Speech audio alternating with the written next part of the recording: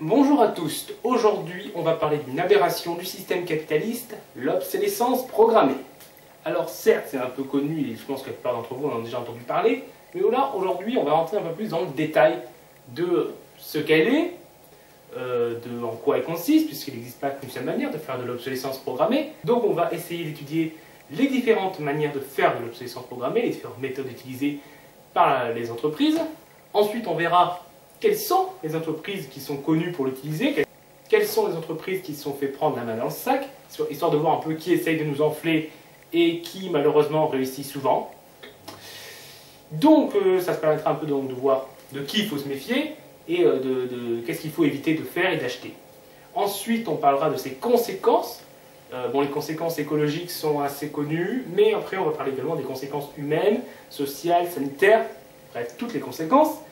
Et on finira par voir comment essayer de lutter contre, quelles sont les méthodes pour les passer outre les techniques d'obsolescence programmée utilisées par les grandes entreprises. Et ensuite, on conclura rapidement et la vidéo sera terminée et vous pourrez retourner à vos activités habituelles. Bref, c'est parti, bon visionnage!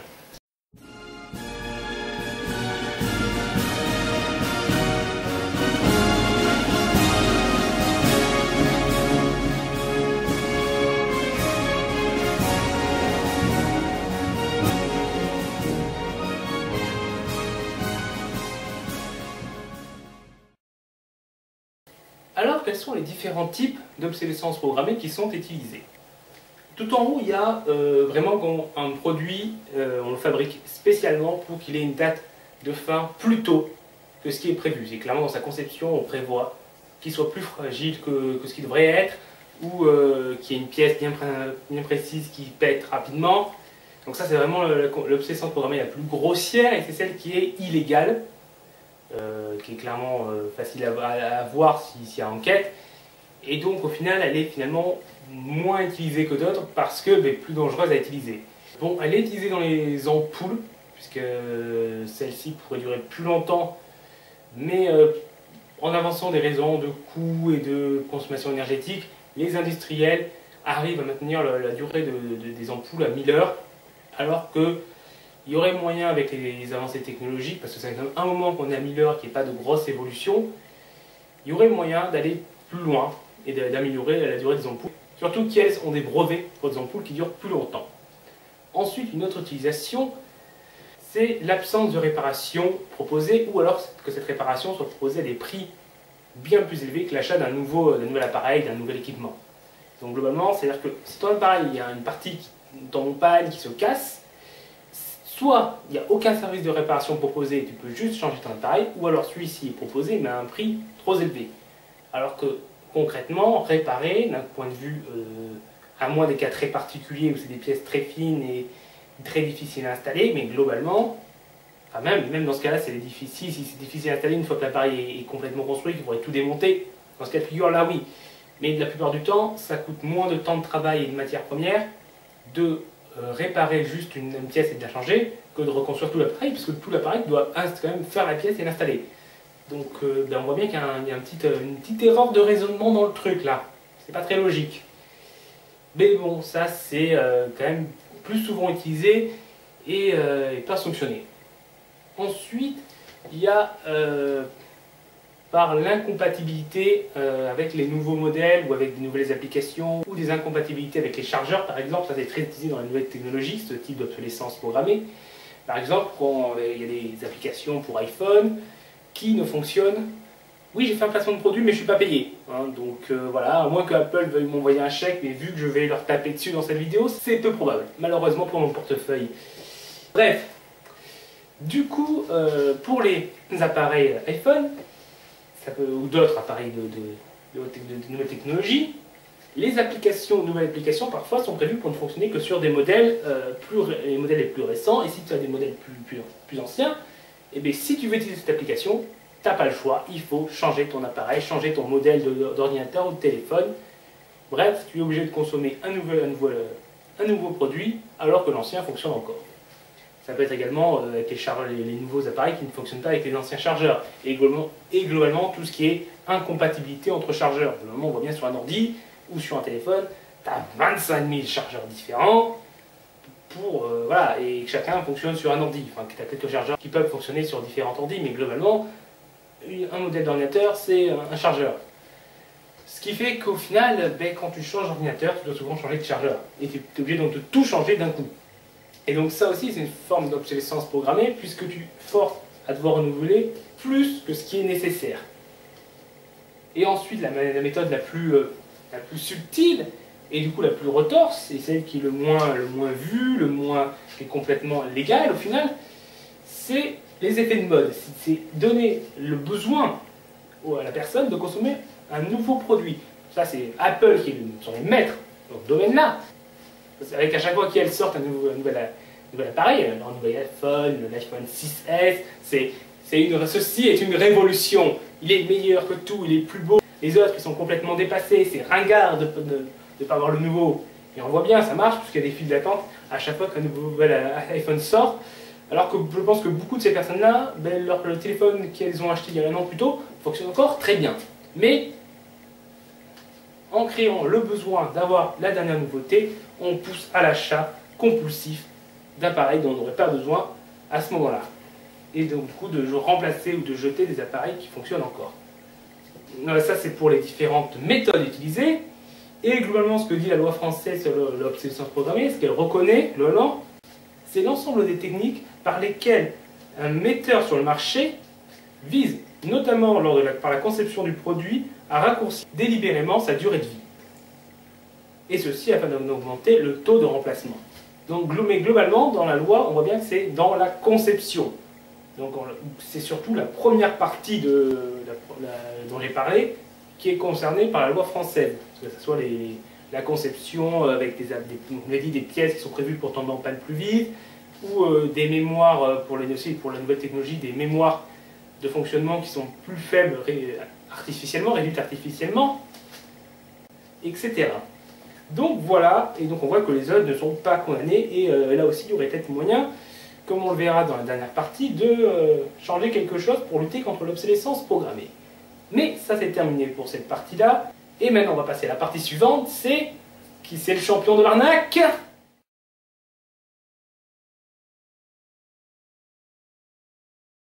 L'une des utilisations les plus souvent citées en exemple, c'est celle du cartel Phobus, un cartel d'ampoules à filaments, qui se sont entendus entre eux pour limiter la durée de vie des ampoules à 1000 heures, alors que déjà à l'époque, des ampoules allant jusqu'à 2300 heures existaient, et que des brevets pour des ampoules durant bien plus longtemps ont également été déposés.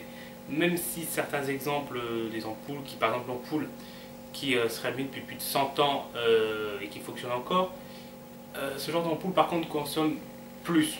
Donc c'est pas forcément, au bout d'un moment, quand tu rallonges la durée de vie d'une ampoule, tu augmentes sa consommation. Mais il y a eu une volonté de limiter quand même l'augmentation de la durée de vie des ampoules, au-delà des innovations technologiques qui auraient permis d'améliorer la durée de vie de ces ampoules sans augmenter la consommation.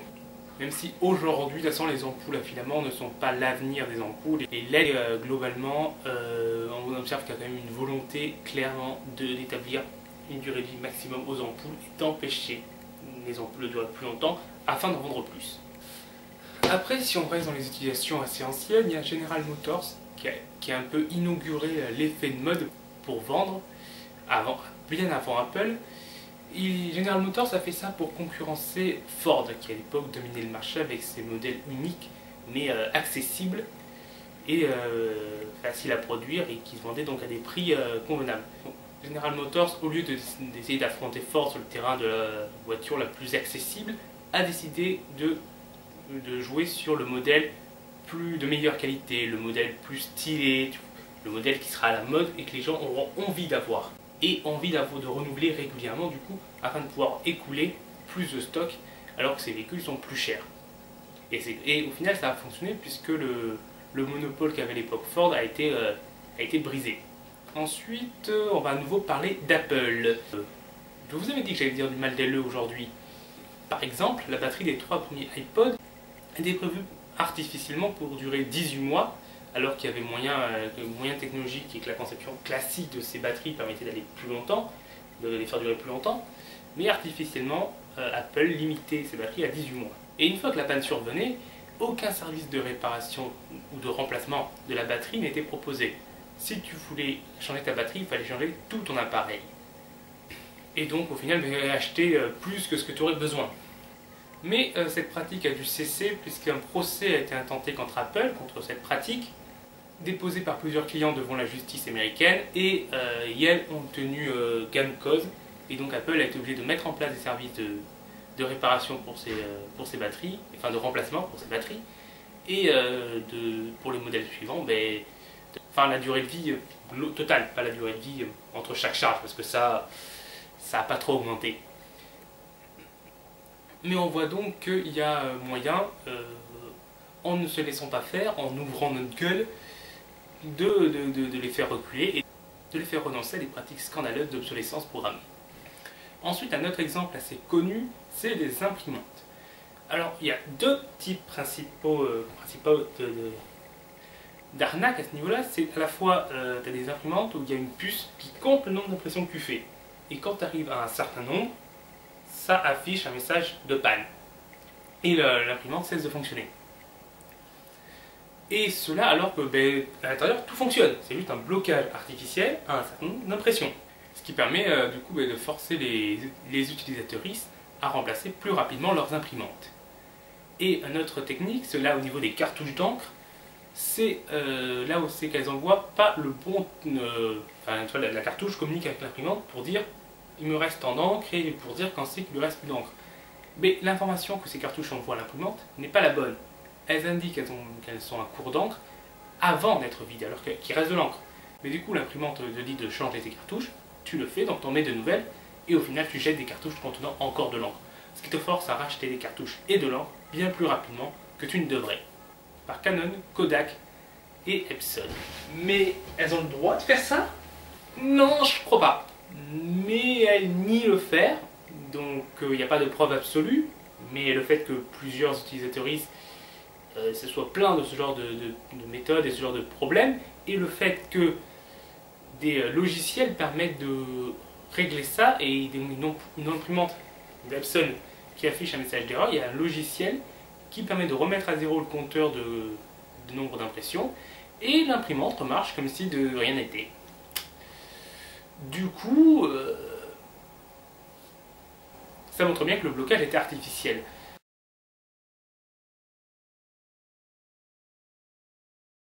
Voilà, donc ça c'était quelques exemples. Et pourquoi? Pourquoi l'obsolescence programmée est-elle utilisée? Alors il y a la raison évidente, pour faire plus de profit. Et c'est vrai. Mais pourquoi est-elle de plus en plus utilisée? Et là, c'est non seulement parce qu'il y a toujours une recherche de profit, mais également parce que le capitalisme ne peut pas faire autrement. Aujourd'hui, le capitalisme est obligé de surproduire pour fonctionner. Parce qu'avec le gain énorme de productivité qui nous permet de produire la même quantité de marchandises avec beaucoup moins de temps de travail, le capitalisme a trois options, soit avoir des taux de chômage délirants de 60 ou 70%, et dans ce cas de figure, ça ne tiendrait pas, hein. Les gens ils se révolteraient. Déjà que là, avec 10% de chômage, c'est compliqué.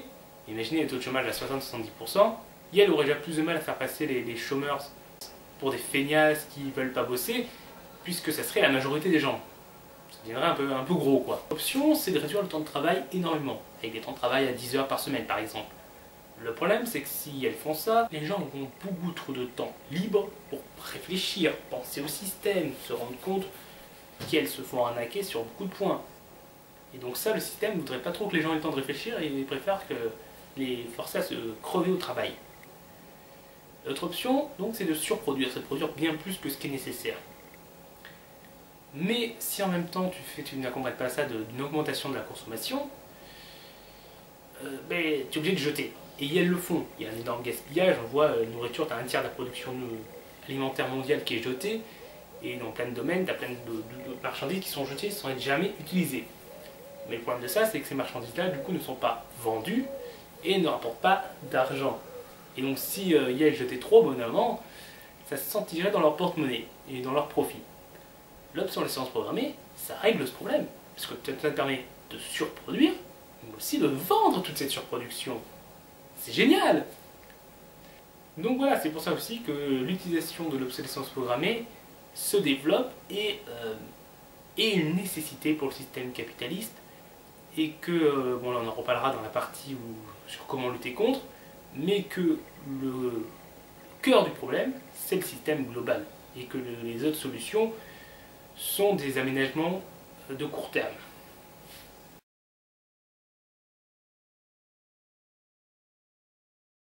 Maintenant, pourquoi cette obsolescence programmée est scandaleuse? Quelles sont ses conséquences? Déjà, les conséquences évidentes, c'est environnemental.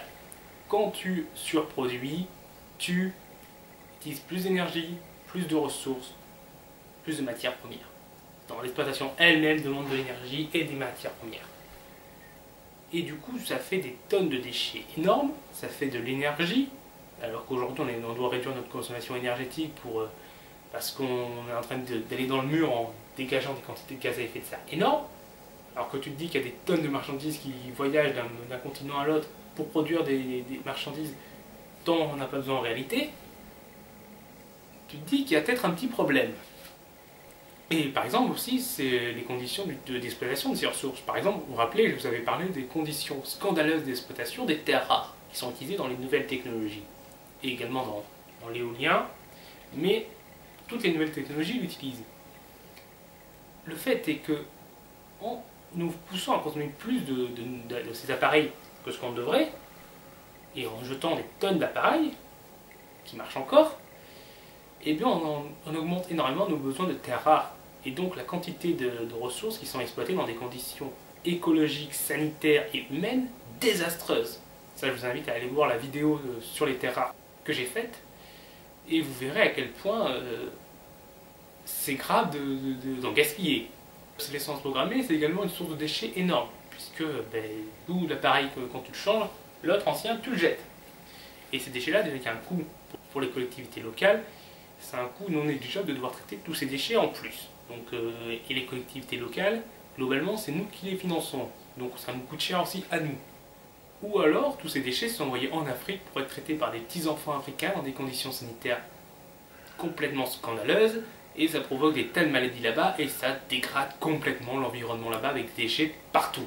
Par exemple, en 2010, 150 tonnes d'équipements électriques et électroniques ont été envoyés vers les pays du Sud, dont une bonne partie venait de l'Union européenne, puisque c'est estimé environ aux 3/4 de ces 155 tonnes qui venaient de l'Europe. Et ça crée d'énormes décharges à ciel ouvert, où on voit des enfants être forcés d'y travailler et attraper des maladies, parce que tu as plein de produits, de petits produits chimiques qu'elles doivent manipuler dans toutes ces nouvelles technologies, dans tous ces déchets électroniques, électriques. Il y a plein de produits dedans, en petite quantité, mais quand t'en traites plein, sans aucune protection, à la fin, tu bouffes.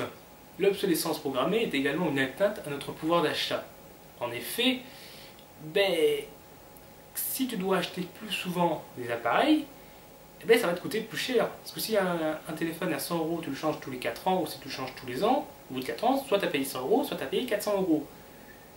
Et pour les plus modestes, cette différence de prix, ça pèse sur le portefeuille, ça pèse sur des consommations qui seraient parfois plus utiles, plus nécessaires humainement.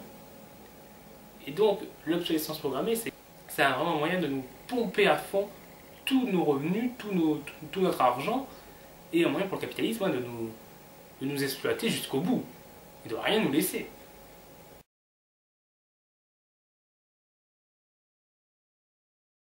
Donc, maintenant qu'on a vu en quoi elle consistait, comment elle pouvait être utilisée, par qui, pourquoi et quelles sont ses conséquences, nous pouvons conclure en essayant de trouver des solutions pour lutter contre l'obsolescence programmée. Déjà, il faut une meilleure législation en la matière. Comme on a vu là en France, la définition de l'obsolescence programmée est fort limitée par rapport à l'ensemble des méthodes qui sont utilisables pour la pratiquer. Donc il faudrait étendre cette définition de l'obsolescence programmée pour rendre obligatoire les services de réparation dès que ceux-ci sont moins chers d'un point de vue financier, d'un point de vue du temps de travail et d'un point de vue des ressources que le changement d'appareil. Il faut également lutter pour une meilleure universalité des des accessoires pour les nouvelles technologies, tout ce qui est chargeur par exemple, et des applications, afin d'éviter que les gens soient obligés d'acheter de nouveaux modèles ou des nouveaux chargeurs pour bénéficier de nouvelles applications ou à chaque fois qu'elles changent leur appareil. Un service qui soit chargé de s'assurer et de contrôler la durabilité des produits et s'assurer qu'il n'y ait pas d'obsolescence programmée sans même attendre que les gens portent plainte, et il faut que les sanctions en cas. Ensuite, en dehors de la législation, il y a également tout ce qui est favoriser des circuits courts, essayer de réparer les appareils, avoir le réflexe de les faire réparer plutôt que de les changer. Ensuite, il faut essayer de trouver des moyens de contourner l'obsolescence programmée quand elle est utilisée. Par exemple, pour les imprimantes, on a vu que j'ai expliqué qu'il y avait des logiciels qui permettent de remettre à zéro le compteur d'impression et afin de contourner le blocage artificiel. Donc ce genre de méthodes pour les nouvelles technologies sont applicables. Quand c'est un logiciel qui bloque artificiellement le fonctionnement d'un appareil, il y a souvent un moyen de contourner le système. Bon, c'est pas à la portée du poignet de main, c'est sûr, et il faut trouver ces logiciels et il faut qu'ils ne soient pas payants. Pour les imprimantes, il en existe un gratuit, donc là il y a moyen. Mais sinon c'est vrai que c'est plus compliqué. Et enfin, il faut être conscient d'une chose, c'est que toutes ces mesures ne sont que des mesures sur le court terme.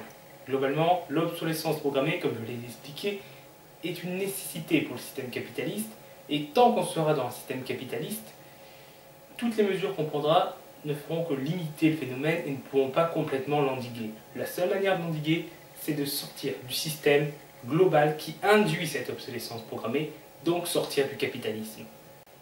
Donc voilà, c'est terminé pour cette vidéo sur l'obsolescence programmée.